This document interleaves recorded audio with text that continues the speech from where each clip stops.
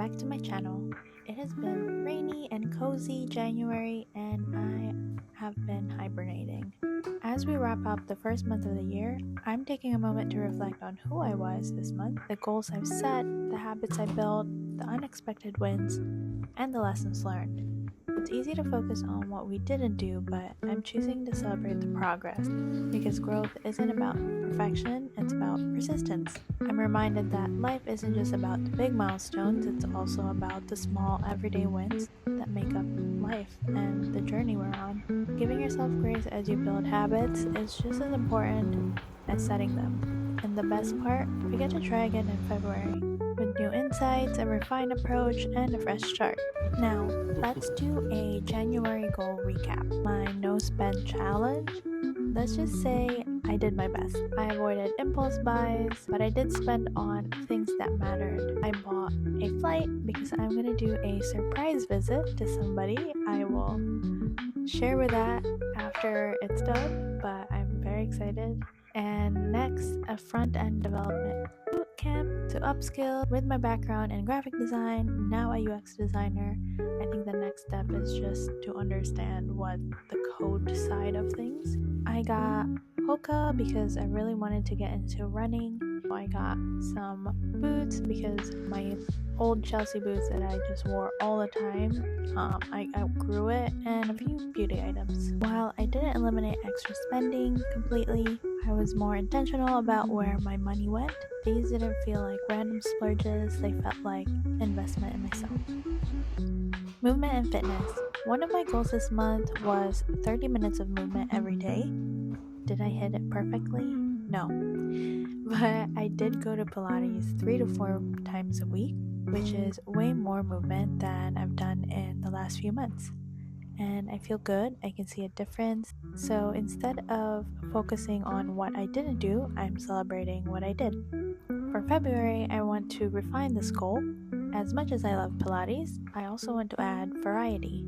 Maybe a little running and Zumba to keep things interesting. The goal isn't to be perfect, it's to stay consistent and have fun doing it. Next, social media detox. I didn't expect this, but my social media detox has been life-changing. I haven't had the impulse to re-download my apps, and the biggest shift is my mood. Without doom scrolling, I've been filling my time with things I actually enjoy, like coloring, reading, or just being more present with my life. It's wild how much time we get back when we remove mindless distractions. I think I'm gonna keep this up in February and see how much more I can create and experience. Books I read in January. I'm actually very surprised that I read 5.5 books this month. I read the King of Sin series. This was such an easy read. I devoured them. I read books 1 to 3. So King of Wrath was my favorite. It was, brooding male lead, enemies to lovers, 5 out of 5. Next was King of Pride. It was actually so boring. I really wanted to like it because the female lead is Filipina, but I had a hard time getting through it. I'm sorry, but 1 out of 5. King of Greed was cute but very predictable. I don't know, I just lacked depth. Not that we're looking for depth in an easy read romance book, but I just wanted them to be more interesting. 2 out of 5. Next, in preparation for the Onyx Storm release, I reread Fourth Wing and Iron Flame because when I read the first chapter of Onyx Storm, I was so lost. I had forgotten so much since it's been so long since I last read the books. So it was fun to rediscover the world of Exile. I'm halfway through Onyx Storm and already I want to give the book 100 out of 5 because I can't put it down. I keep thinking I'll do a light reading before bed and read just one chapter, but each chapter ends in a cliffhanger, so I keep reading until it's 3 a.m. and I have responsibilities in the morning. I don't know what Rebecca Yarros put in these books, but I cannot get enough. She's a great writer. I even started reading first and last chapters because, let's be real, I have trust issues with her endings and need to mentally prepare, knowing that book 4 is not written yet, so I'm glad I did because, wow, that ending is crazy. Now that I have more time away from social media, I'm excited to dive into even more books. I signed up for my local library, so I'll be borrowing some self-help books and listen to the audiobooks while I draw.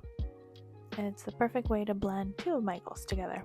Speaking of which, up next is my creative goal. With that, this fried egg is all done.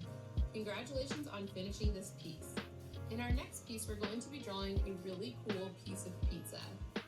We're going to be using sketching some more, including the liquify tool to kind of like alter our sketch. And we're going to be introducing clipping masks and using line details. I'll see you in the next lesson. I set a goal to draw daily, and while I didn't exactly stick to that, I did finish a couple pages of illustrations for my 100 Filipino words project. It's way more progress than I actually expected, and I'm really enjoying it. Alright, as promised, last week I said that we're gonna answer some questions. We're gonna capture who we were in January. So get your pens and paper ready. Let's answer some questions. I'm using my planner that I designed.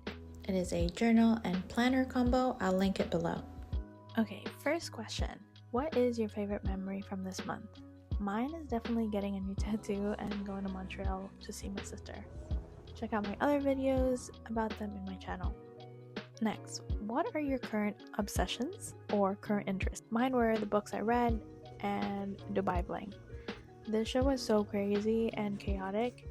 I have thoughts. I enjoyed season 1, season 2 was kind of annoying, and season 3 was just unbearable. Zaina, she's a boss. Her mental fortitude is inspiring. She should be a speaker, so influential.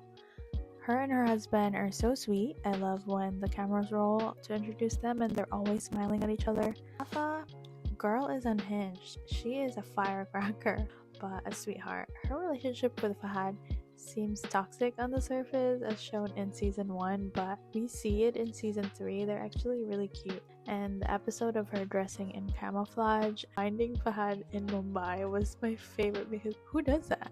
Speaking of Fahad, he is my favorite character, followed closely by Salam, two of the most sane people on the show. And listen, I trust someone who drives a Lexus. Jane Amran, Queen Energy, loved how she carried herself in season 1, but something was off about her in season 2. Those people were not good influence on her character. Glad she got out because season 3 would have been too much for her. Next is LJ. She's a wild card. Sometimes she's the voice of reason, sometimes she's the one who starts the drama, but then again, she's a Scorpio, quiet and loyal, but stings when hurt. Next, Ibrahim. The biggest walking red flag, period. He needs to go to therapy. Next, Danya and DJ Bliss. I don't get it because they seem mature, yet they're caught in all the Ibrahim drama and are easily manipulated. Also, Danya girl. Interesting style choices during the interview scenes. What is going on with the face shield? I don't know what. Anyway, next, Farhana. I couldn't stand her. They made her seem so annoying in the show. Next is Mona. Something is also off about her. She seems very carefully curated, but Joanna, my goodness, I also can't stand her. She's so volatile and explosive, yelling all the time. Mahira, she's someone who did the inner work and it shows. So iconic that she just walks away whenever there's conflict.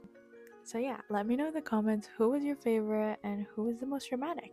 Okay, here are the next few questions. Feel free to pause and answer. What made you happy or sad this month? Happy, I got to see my family and got to travel. I always feel so grateful when I can travel in January. It's like buena mano for the year, hopefully. And I'm kind of sad that I didn't meet my expectations about consistency, but it's okay. I will try again in February and refine to avoid disappointments. Next, how did you spend most of your time this month? It was rainy and cozy, and right after a busy holiday season, I just rested and hibernated, which was awesome and very well needed. Next, favorite food, activity, or experiences this month? I'll answer that with food.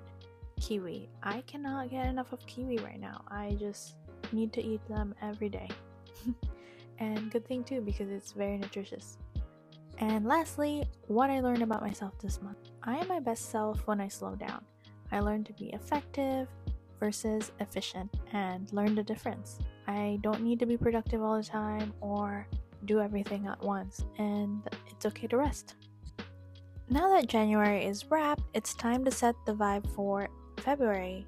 My biggest focus will be running. I really want to try to run for 30 minutes straight and build endurance. I'm also continuing my no spend challenge with an even stronger focus on saving. And then I'm committing to reading at least one self-help book this quarter because while I love fantasy and romance, I want to balance it out with something that will help me grow. How about you? What are your goals for February? Drop them in the comments below and let's hold each other accountable. January is a month of progress, learning, and adjusting and relaxing. As we step into February, let's remember growth isn't about doing things perfectly, it's about showing up, adjusting, and giving ourselves grace along the way. Thanks for hanging out with me today, and if you've enjoyed this vlog, don't forget to like, comment, and subscribe. See you next week. Paalam!